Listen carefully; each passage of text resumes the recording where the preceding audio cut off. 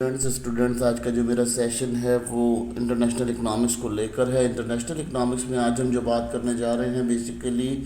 Students हम वो बात कर रहे थे इक्विलिब्रियम, पार्शियल इक्विलिब्रियम पर बात कर रहे थे। उसी की कंटिन्यू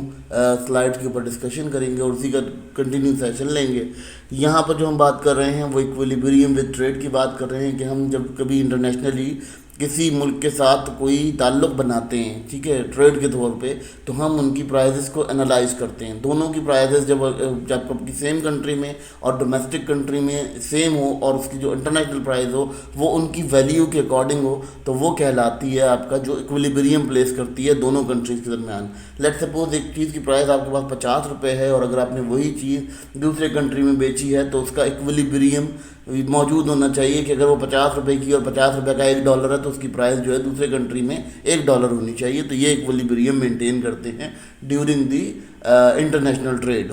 उसके बाद अगर हम इसका इक्विलिब्रियम मेंटेन करते हैं तो किस तरह से मेंटेन करते हैं, सबसे पहले तो हम देख लेते हैं कि एक्सपोर्ट और इंपोर्ट जो डिसीजंस हैं कंट्री के वो कैसे होते हैं। मतलब जो आप जितने जैसे 5 गुड्स आइटम आप एक्सपोर्ट कर रहे हो तो उसके बदले में 5 गुड्स आइटम आप वहाँ से इंपोर्ट कर रहे हो, ठीक है। तो ये भी एक इक्विलिब्रियम बनता है हमारा ट्रेड का। जब हम इंटरनेशनली बात करते हैं, ग्लोबली बात करते हैं तो हमारा ये इक्विलिब्रियम फॉर्म होता है। अच्छा, उसके बाद अगर हम बात कर लेते हैं, यहाँ ये नेचर हो जाती है। फिर उसके बाद अगर नेक्स्ट नेचर पर बात करते हैं तो क्या होता है कि हम कोई भी इलेक्ट्रॉनिक आइटम है, कोई भी आइटम है, वो एक मार्केट से दूसरी मार्केट में सोल्ड आउट कर रहे होते हैं, तो उसके दरमियान में भी हम इक्विलिब्रियम का एक सेशन रखते हैं कि इक्विलिब्रियम कैसे निकल रहा है, ठीक है। तो बिल्कुल इसी तरह से जब हम कंट्री टू कंट्री एनालाइज करते हैं कि उसकी इंपोर्ट और एक्सपोर्ट कितनी है और क्या सिचुएशंस हैं, किन से हालात के अंदर वो इंपोर्ट और एक्सपोर्ट कर रहा है। देखें, अगर एक शख्स अपना कर्जा उतारने के लिए जो है इंपोर्ट कर रहा है या एक्सपोर्ट कर रहा है तो ऑलमोस्ट वो तो किसी भी अकाउंट में नहीं आएगी, लेकिन जो अर्निंग के उससे कर रहा है वो किसी अकाउंट में आएगी। अब दूसरा फैक्टर जो हम उसके इक्विलिब्रियम को फाइंड करने के लिए करते हैं तो हम देखते हैं कि हमारी जो सप्लाई और डिमांड है उसकी एडजस्टमेंट कैसी है। मतलब अगर हम 5 गुड्स सप्लाई कर रहे हैं और उस कंट्री की ज़रूरत 4 गुड्स की है और वो जो है वहाँ पर एक एक्स्ट्रा की सप्लाई हो रही है, तो वो कंडीशन क्या होगी कि वो आपके लिए फॉल आउट करेगी आपके ऊपर, क्योंकि आपको उसका रेवेन्यू नहीं मिल रहा होगा, उसका रिटर्न नहीं मिल रहा होगा। बिल्कुल इसी तरह से अगर हम बात कर लेते हैं कि हमने कुछ चीज़ एक्सपोर्ट की और हमारी जो है वो 4 गुड्स की ज़रूरत थी और हमने 5 गुड्स जो है वो इंपोर्ट कर ली, तो क्या हुआ उस कंडीशन में ये होगा कि आपके पास जो रिज़ल्ट होगा वो आपका रिज़ल्ट कंसीडर नहीं किया जाएगा और उसकी एक आप पर बर्डन पड़ेगा, बेसिकली बर्डन हो जाएगा आपकी इकनॉमी पे। बिल्कुल सेम कंडीशन जो अब हम अंडर डेवलप नेशन की करंट बात करते हैं तो करंट अंडर डेवलप नेशन का यही हाल है कि उनके पास एक्स्ट्रा सप्लाई मौजूद है, मगर जो इंटरनेशनल लोग हैं उन्होंने पहले ही कंजप्शन कर ली थी, तो अब वो प्रॉब्लम में आए हुए उनकी प्रॉब्लम देखने को मिल रही है। अगर हमारा ये जो डिमांड और सप्लाई का सिस्टम होता है ये एडजस्टेड नहीं होता तो फिर हम क्या करते हैं, हम रेगुलरली इसके अंदर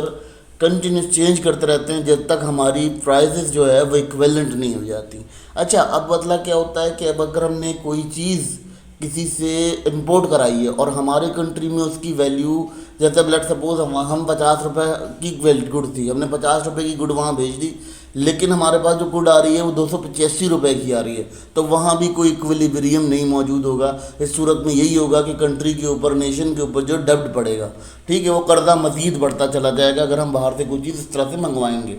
क्योंकि हमारे पैसे के पास तो 50 रुपये की वो चीज़ है, लेकिन अगर वो हम बाहर से मंगवा रहे हैं, जो हम भेज रहे हैं 50 रुपये की भेज रहे हैं और वो वहाँ से 285 रुपये की भेज रहे हैं, तो ये हमारे लिए थोड़ा सा एक फ्लक्चुएशन करेगा। बेसिकली अंडर डेवलप नेशन के अंदर ये बहुत ज़्यादा फ्लॉज देखे जाते हैं कि वो इंपोर्ट तो कर लेते हैं लेकिन जो वो एक्सपोर्ट कर रहे होते हैं उनकी क्वालिटी, उनकी क्वान्टिटी में उनको इतना रिटर्न नहीं आ रहा होता। अब इस इक्विलिब्रियम को फाइंड करने के लिए हम क्या करते हैं, हम एक और चीज़ देखते हैं कि हम क्या क्या फ़ायदे उठा रहे हैं, क्या क्या फ़ायदे हमें मिल रहे हैं जब हम ट्रेड कर रहे हैं किसी दूसरे कंट्री के साथ। अब उस फ़ायदों को देखना और उसके नुकसानात को देखना और उनमें भी बैलेंस क्रिएट करना, ये हमें एक इक्विलिब्रियम बिल्ड करने में मदद करता है जब हम इंटरनेशनल ट्रेड की बात करते हैं। इंटरनेशनल ट्रेड के अंदर आप जो सामान दे रहे होते हो मार्केट के अंदर, जिसकी सप्लाई दे रहे होते हो, वो माल जब आपका वहाँ पहुँचता है उस माल का रिटर्न कैसा होता है, ये चीज़ आपको आइडेंटिफाई करनी होती है। जिससे बीइंग इंटरनेशनल इकोनॉमिक्स आपको ये चीज़ देखनी होती है कि आपका जो माल जा रहा है उसके रिफ़ंड में कितना आ रहा है और जितना उसका रिफ़ंड आ रहा है उस रिफ़ंड को आप किस तरह से मल्टीप्लाई कर रहे हो, किस तरह से गवर्न कर रहे हो, ठीक है। अगर हम बात कर लेते हैं यहाँ मज़ीद मज़ीद इस कॉन्सेप्ट को समझते हैं कि जैसे लेट सपोज मेरे घर में 50 रुपए पड़े थे, ठीक है, मैंने 50 रुपए की चीज़ ख़रीद ली, ठीक है, अब वो मेरे घर में तो आ गई, मगर क्या है कि मेरे पास उसका इस्तेमाल नहीं हो रहा, मैं इस्तेमाल नहीं कर पा रहा हूँ उसको, उससे मुझे कोई गेन कोई बेनिफिट नहीं हो रहा, तो ये आपकी जो प्रोडक्टिविटी है ये लेस हो जाएगी। अगर हम इस कॉन्सेप्ट को ग्राफ रखेंगे तो कैसे रखेंगे, हम ये देखेंगे कि जो कंट्री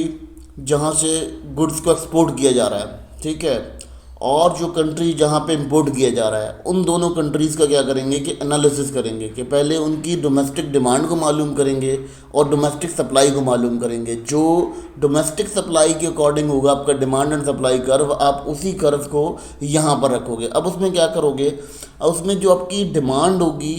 वो क्या होगी कि डोमेस्टिकली जब आपको पता होगा तो उस कंट्री के अंदर भी डोमेस्टिकली डिमांड को मालूम करोगे कि वहाँ क्या डोमेस्टिक डिमांड चल रही है। फिर उस डिमांड के अकॉर्डिंग आपने क्या करना होगा, आपने उस चीज़ को प्लेट आउट करना होगा और उसमें डिमांड और सप्लाई जो कर्व बनता है वैसे आप उस कर्व को ड्राई करोगे। लेकिन उसमें सिस्टम ये होगा कि क्लॉथ और उसके अंदर बड़ा फ़र्क पड़ेगा, क्लॉथ और फूड के अंदर। पहले हम क्लॉथ को लिए करते हैं, क्लॉथ के लिए ऐसे कर लेते हैं, कंट्री ए के अंदर लेट सपोज बहुत ज़्यादा सप्लाई मौजूद है और वो उसकी कंट्री में प्राइस मौजूद है। अब हमने क्या किया, बिफोर प्राइस हमने क्या किया, उसको एक्सपोर्ट की तरफ जाके देखा।